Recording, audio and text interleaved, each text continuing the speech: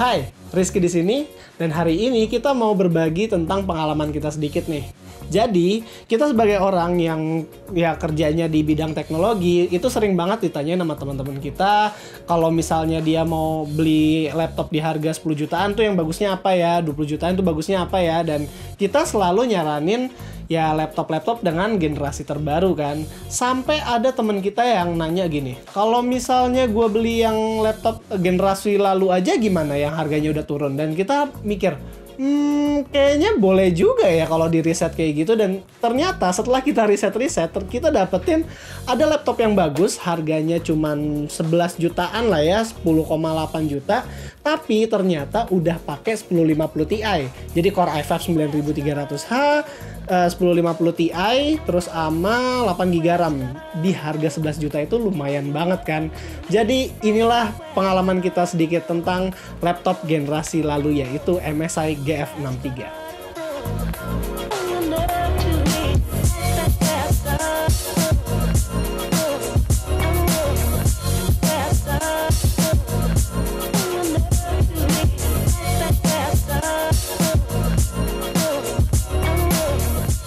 Jadi, MSI GF63 adalah laptop yang sebenarnya udah rilis di tahun 2019. Speknya juga masih menggunakan Coffee Lake Refresh prosesor. Di sini gue belinya yang versi Core i5-nya. Ditemenin sama 8GB RAM dan juga GTX 1050 Ti. Harganya cuman 10,8 cuy. Laptop gaming, new, pakai 1050 Ti, harganya di antara 10-11 juta itu jarang banget. GF63 ini sendiri, build quality-nya itu udah lumayan bagus buat laptop sekelasnya dia, bodinya solid, bahkan buat sekelasnya dia, ini termasuk yang paling solid. Walaupun ya bagian dalamnya, di bagian keyboard itu flexnya cukup kerasa. Buat temen gue yang dia kerjaannya adalah di dunia kreatif seperti After Effects, Premiere, dan Photoshop ringan, speknya udah cukup capable untuk melakukan tugas-tugas tersebut. Walaupun memang akurasi layarnya masih belum terlalu tinggi. Tapi ya masih oke lah intinya dari build quality dan kualitas layar di harga segini. Penggunaan laptop ini oleh dia juga buat dibawa ketemu klien, dan karena bentuk dari GF63 itu simple, jadi nggak terlalu menarik perhatian apabila dibawa ke cafe ataupun ketemu orang. Kliennya biasanya itu kayak restoran atau tempat makan atau brand yang memang membutuhkan graphic designer untuk advertisement mereka. Jadinya laptop ini nggak terlalu makan tempat apabila ditaruh di tempat umum karena ukuran dan tebalnya itu cukup kecil. Kalau masalah pengalaman, keyboardnya cukup oke, kalau mau dipakai ngetik ini enak banget, walaupun ya memang travelnya kurang dalam kalau misal mau dipakai main game. Touchpadnya juga akurat karena sudah menggunakan Windows Precision Driver, tapi yang paling bikin PW adalah port HDMI di belakang yang bikin lebih gampang buat nyolok ke proyektor ataupun ke output display, dan juga gak gampang untuk goyang-goyang. Kalau buat konektivitas lain juga di samping-sampingnya cukup lengkap. Di kanan ada 2 audio jack, 2 USB 3.1 Gen 1 Type A, 1 USB Type C, LAN port, dan Kensington lock. Sementara di sebelah kiri ada charging port dan USB Type A satu lagi.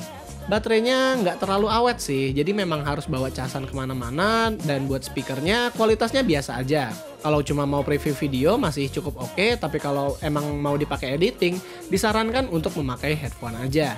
Karena kedua audio jack yang udah gold plated ini bisa mengenhance lagi detail audio yang kalian dengarkan dengan fitur AMP atau Audio Power Amplifier.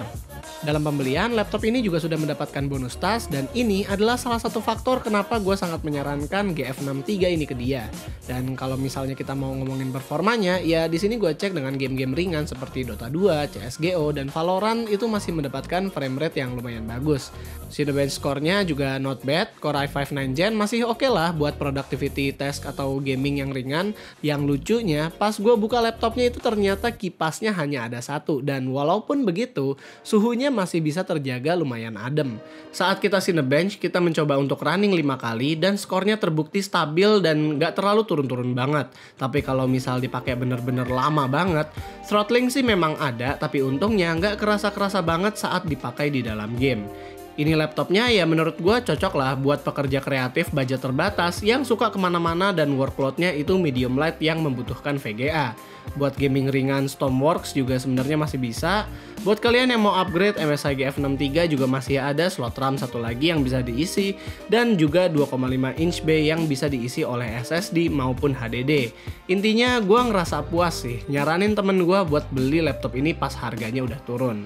MSI GF63 juga kita lihat ada beberapa pilihan SKU lain seperti yang pakai Core i7 yang juga menarik harganya saat udah turun.